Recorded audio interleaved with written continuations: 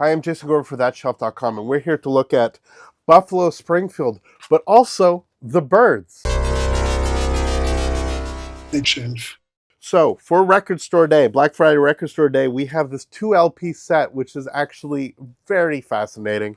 Continues a long running series of vinyl releases from the Monterey Pop Festival.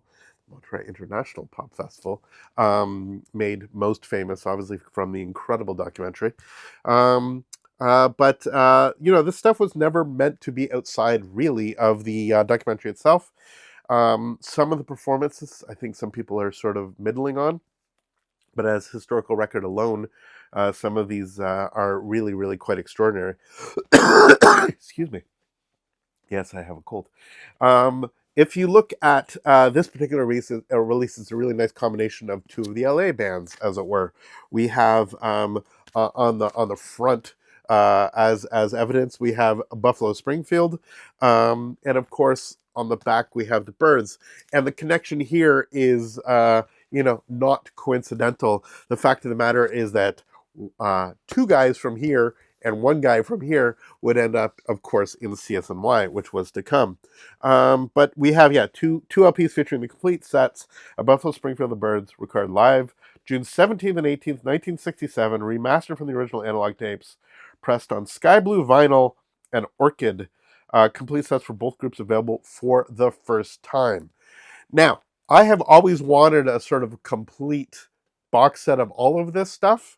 I think that's never coming, so I think I'm just going to get it in little sort of trickles, or what will happen is after I buy all of these, they'll just end up doing it. But we have the Sly and the Family Stone stuff, the Who stuff finally came out, Mamas and Papas, all of that gorgeous stuff. But yeah, it'll be really interesting to hear how this actually plays out. Now, let me take a moment to give a shout out, as I usually do, to the 500 Songs podcast. Shout out to Andrew Hickey, who has done an extraordinary job of contextualizing so much of the era and the importance of this particular festival and the dynamic between the LA bands versus the San Francisco bands, et cetera, et cetera. So definitely take some time and give that a listen, give that whole series a listen, frankly. If Record Store Day is an opportunity to actually give a shout out to 500 Songs, I'm going to take it. Nonetheless, we have here with a nice little sort of outer sticker, which I will keep. Really nice glossy outer, the sort of flip this way. So the gatefold itself will have one half upside down, as it were, like this. And so Buffalo Springfield with their side of the inner, and then the Byrds with their side of the inner. You can see it's sort of this upside down loveliness, but it's good that they're sold together. I think it's a really wise way of doing it. Inside here, we have paper sleeve with the master tape. That's pretty wild. Sunday night, Pop Festival, Buffalo Springfield, engineer, Wally Hyder, WH. There we are. Start time, all that stuff. I mean, they would have been so exhausted. There's the 8 tracks as they're bounced out. Singer, audience, bass, guitar, vocals Richie, vocals Steven, and drums. 8 tracks, man, and you're recording all this stuff. So good. And 15 IPS, real one. And then on the other side, we put this together. We can bring in David from the Byrds and do a unique kind of thing here. That weekend, I saw the music and the dreams in front of me.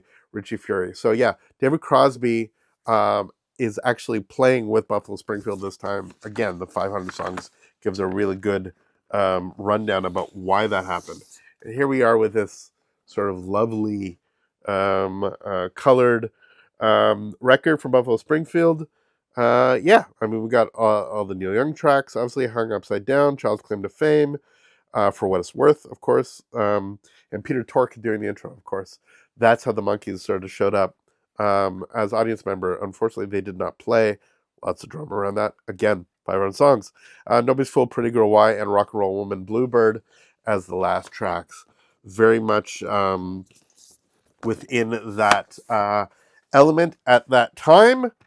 And then the other record we have here, again, I would have loved these to have been polylined, but I think the records look reasonably clean. They'll certainly be replaced from these sleeves here. I don't care what people say about Woodstock. Monterey was the best rock festival ever put on, according to Chris Hillman. Well, Chris would know. And so, yeah, Mike Bloomfield, the colors will flash and the sounds will embrace you. It's beautiful. It's the Byrds.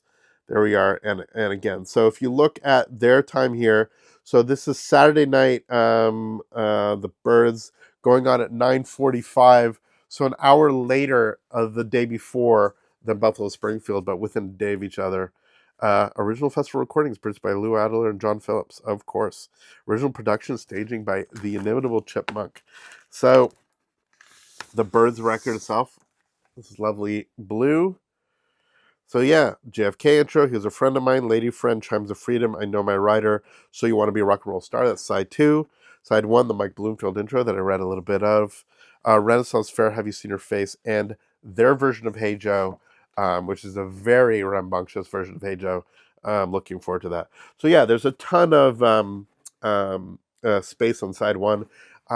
These are sort of 3/4 records as they were, but I think it's a really good idea to put both of these bands together. There's obviously a direct correlation there with the David Crosby involvement, but also it's just another way of getting a really exemplary release of this. The one I got, is a little bit of a ding here. I don't care.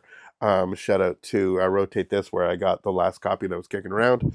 Yeah, there's another celebration for Record Store Day, Black Friday. The Byrds and Buffalo Springfield, together at last, or together once again. For thatshelf.com, I am Jason Gorber. Please subscribe, ring the bell, do all that YouTube stuff. It really would help a lot. Let us know in the comments about what you picked up. We will see you next video. All the best. Take care.